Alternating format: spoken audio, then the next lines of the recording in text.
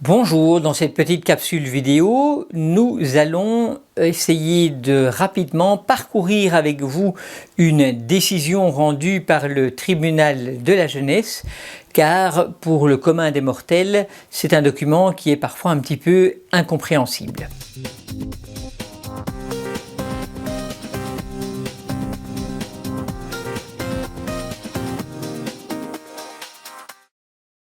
La page de garde, la première page d'un jugement, comprend déjà une série d'indications qui sont intéressantes. D'abord, on y retrouve le numéro du dossier chez le magistrat ainsi que le numéro du dossier parquet, ce qui, dans le cadre d'échanges avec le magistrat ou le procureur du roi, est toujours intéressant.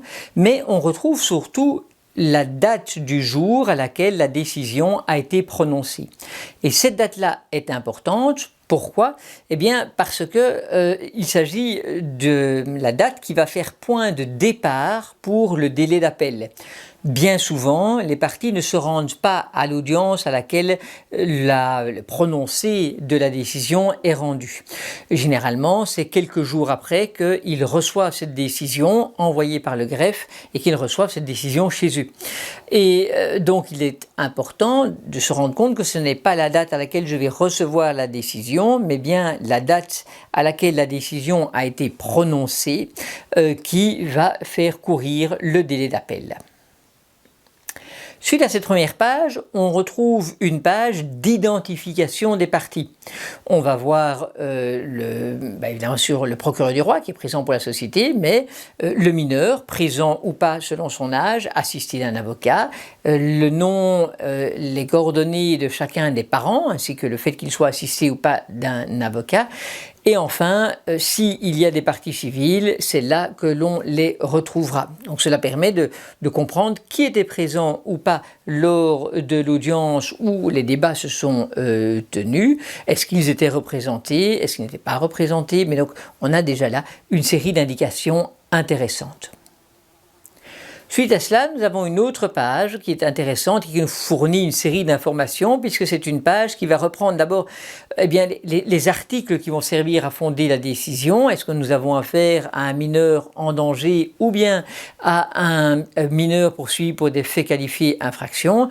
Et si tel est le cas, on va sans doute voir juste en dessous les préventions qui sont retenues à charge du jeune. Alors c'est quoi les préventions? C'est l'habillage juridique selon le code pénal qui va être donné aux faits que l'on attribue au jeune. Avec différents jeunes, j'ai été prendre un portefeuille à quelqu'un d'autre, eh bien c'est un vol, alors avec violence, sans violence, en bande ou pas, et donc la qualification donnée aux faits bruts va se retrouver dans cette partie du jugement. Ensuite vient le corps de la décision, c'est ce que l'on appelle la motivation, une motivation qui va pouvoir se dérouler sur plusieurs pages et qui nous permet de comprendre le raisonnement du juge. La motivation, c'est ce qui nous permet de suivre le cheminement de pensée du juge qui l'amène à prendre telle ou telle décision. Et donc, pour ce faire, le juge va se baser sur le dossier, sur ce qu'il aura entendu lors de l'audience, de même que peut-être sur des pièces qui auraient été déposées par les uns ou par les autres. Par exemple, s'il y a eu une partie civile, elle va déposer ce qu'on appelle une note de constitution de partie civile où elle établit son dommage, les montants qui lui sont dus, etc.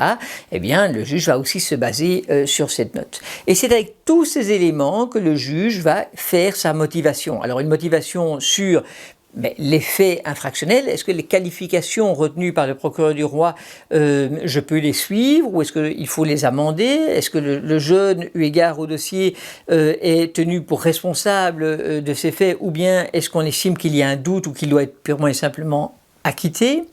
On va aussi avoir un débat, si on a un mineur en danger, sur l'état de danger. Qu'est-ce qui fait dire qu'il y a un état de danger?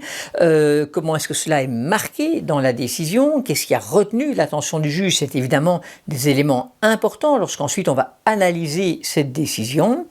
Nous allons avoir aussi une motivation sur la mesure que le juge va prendre. Si le juge choisit un placement plutôt qu'un maintien en famille, c'est dans la motivation qu'il va expliquer sur quelle base, quel est son raisonnement pour l'amener à aller vers un placement plutôt qu'un maintien en famille, par exemple.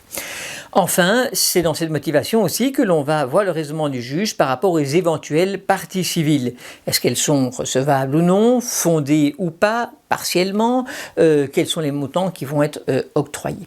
Donc cette partie-là est importante pour comprendre pourquoi le juge arrive à telle ou telle décision.